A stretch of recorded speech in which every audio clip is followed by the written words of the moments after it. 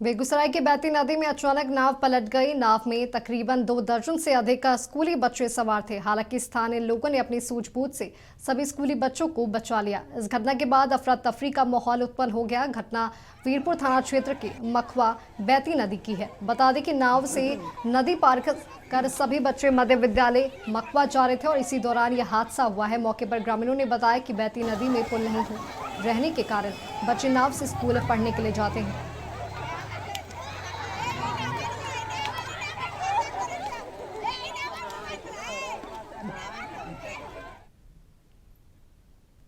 क्या कैसे घटना हुआ?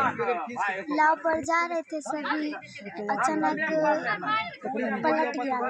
अचानक कितना आदमी सवार थे उसको? 30 ठो। 30 आदमी। अच्छा, स्कूल क्या नाम है? कुछ करने तो